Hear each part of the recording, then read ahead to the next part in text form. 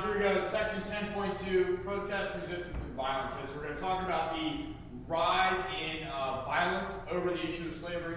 Right, we're going to talk about the Fugitive Slave Act and the Kansas-Nebraska Act. Again, Kansas-Nebraska is another compromise they try to make.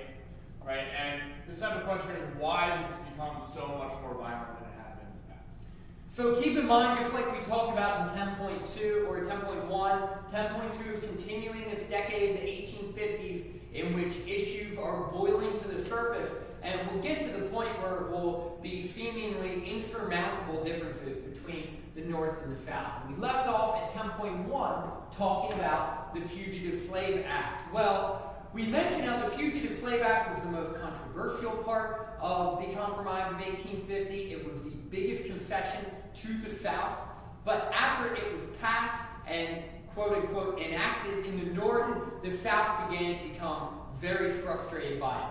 As we mentioned in 10.1, the Fugitive Slave Act created a dilemma between the common Northerner. Should he or she do what they think is morally right, or should they do what they're legally obligated to do, which really caused a lot of social tension in the North.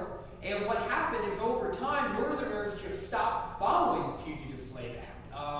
They pretty much ignored it, like it was never passed in the first place, and local Northern governments really didn't care if they followed it or not, because these government officials aren't in favor of the Fugitive Slave Act. So you can see there are almost two countries here at this point. One that is ignoring a crucial piece of legislation, and the other that is relying solely upon that. And as more Northerners begin to ignore the Fugitive Slave Act, Southerners are going to become increasingly frustrated by what they think is a lack of buying in and a lack of diplomacy and extending the olive branch from the North to the South to try and keep the peace. They feel like the North isn't doing their part. Yeah, and from the Northern perspective, where you have the South, which is constantly lecturing them about states' rights and the state's ability to have whatever they want, the North feels a little offended by the fact that the South is forcing them to keep their laws and have to ignore their laws that have abolished slavery and forcing them to round up runaway slaves. They weren't very happy with that, right? And the law also, it's kind of really evil in the way it works, right? African Americans aren't allowed to testify in court. They can't testify against a white person, right? So basically, if you were accused of being a runaway slave, you don't get to defend yourself in court, right? No matter what. So basically, if you vaguely match descriptions of a runaway slave, you could be sent down back into slavery. Judges were given more money to send people back into slavery than to release them. They actually got a $10 bounty for sending someone back into slavery and a $5 bounty for releasing them. So there's a lot of things the North really didn't like about this law. They thought it was immoral, and they thought it was politically wrong. But the North wasn't just frustrating the South by being inactive and refusing to follow the Fugitive Slave Act. Some Northerners were actually deeply involved in a process called the Underground Railroad, which was literally freeing slaves from the South into the North or into Canada. Now, the Underground Railroad, as I'm sure you learned in middle school, was not underground, nor was it a railroad. What it was it was a series of communication lines throughout the North and the South, in which conductors, such as famously Harriet Tubman and others, these were basically people who led the Underground Railroad trails. They would keep the slaves at safe houses during the day, and then they would travel at night. It was extremely difficult. It was very dangerous. Naturally, you can assume how easy it would be to stick out if you were a group of 10 or 12 African Americans traveling alone by yourself through a certain area or on a boat down a river. Something would be suspicious immediately if you're doing it in the deep South. So when word of the Underground Railroad came out, the South became even more infuriated, and people like Harriet Tubman and other conductors of the Underground Railroad deservedly are some of the greatest Americans in our history. Yeah. Again, another thing that kind of helps change the North's attitude towards slavery is the publication of Uncle Tom's Cabin. Right? It's a novel written by Harry Beecher Stowe, and it kind of details the life of his family with their slaves. Uncle Tom is kind of a lovable older slave. Most of the characters are kind of, stereotypical people. It's not an exceptionally well-written book, but it is a very emotional book. It's a very dramatic book. And people read this book all over the North. I think it outsold the Bible when it was first published. It was probably the most read book in the North. And it really changes Northern attitudes against slavery. It shows the evils of slavery and the immorality. And what's really important to consider with Uncle Tom's Cabin is if you're a young man from, say, Providence, Rhode Island, there's a really good chance in your lifetime, whether you're your age or my age, that you've never been out of Rhode Island, maybe not even out of Providence, and definitely not out of New England. So you may have heard about slavery, you may have been told about the evils of slavery, but you've never actually read it firsthand, you've never experienced how bad it is. And so what this did is this narrative emotionally connected so many Northerners to the cause of abolition that it fueled the abolitionist fight in the North. And actually, when Abraham Lincoln met Harriet Beecher Stowe, he famously told her, "So you're the little woman that started this great big war," which totally, defines how important this book was to the North. Okay, so the next thing we're talking about is Bleeding Kansas, right? You find it hard to believe a lot of people died over whether we were going to settle in Kansas or not, right? So, again, Stephen A. Douglas in the center of this.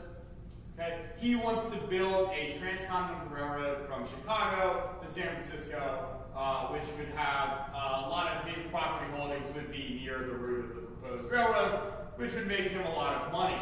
Yeah. Right? The South was also proposing ones from Memphis and New Orleans, which obviously if they built one of them, it wouldn't be through his land. And keep in mind, that's why we bought the Gadsden Purchase in the first place, so we could have a southern opportunity for a railroad. Right, but Douglas, in a way to try to get support for his route from the Chicago to San Francisco route, decides to hold up the Kansas and Nebraska territory as chips to negotiate with the South. Right? And basically his plan is to split the territory in half, Nebraska in the north, Kansas in the south, and have popular sovereignty determine whether they would be free or slave. Right? His goal was Kansas would be a slave state, Nebraska would be a free state, and it would keep the balance and kind of get him rich and a political win without a whole lot of change. The problem is obviously, as we've talked about, this idea of slavery was a very hot button issue, and once they opened this land up to popular sovereignty, naturally people rushed into this land to vote whether or not it should be free or slave. And famously, men from Missouri crossed the line. They were called border ruffians. They crossed the state border, voted in favor of slavery, and all of a sudden Kansas had a rigged and unfair constitution that allowed slavery.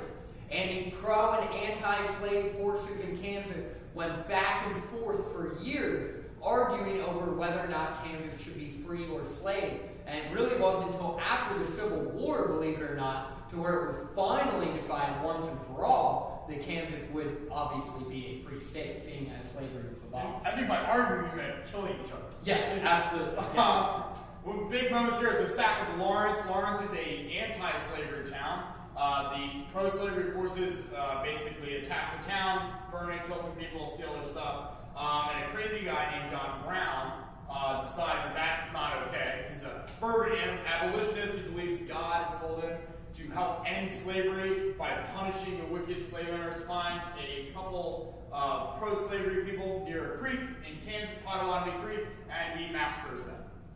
Right? Again, that is what we call it, Bleeding Kansas, right? And the war, goes to the end of the story. And the last thing we're going to talk about in this unit is violence extending now to the Senate. And there will be a cartoon analysis activity in your unit, so keep an eye out for that. Charles Sumner, who was a Massachusetts senator who spoke out against slavery and was pretty, if you read what he said, he was pretty insulting to the Southerners, basically saying how they were weak-willed and had, they didn't really have much character because they were so attached to slavery. Well, a family member of one of the men who was insulted, named Preston Brooks, heard about what Sumner said, became very angry with him, and quite literally started beating him with his cane on the Senate floor, beat him almost within an inch life. He had brain damage, he was bed rest for 3 years. And the crazy thing is this shows how allied people are to their cause, pro or anti-slave. Preston Brooks was actually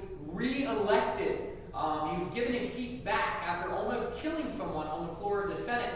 And the Southerners joked around with him and were actually proud of him and sent him canes as gifts. Because like, hey, I see you got blood on your cane from Sumner's skull that you cracked. So here's a new cane. Congratulations, thank you for almost killing that man. Do you remember, like, Sumner was like pushing 80. Yeah, he's an old dude. He was really old. It's crazy. Probably had 30 or 40 years. Surprised he was still alive in the first place. Yeah. So anyway, if you guys have any other questions for us, please feel free to ask. Thanks for watching.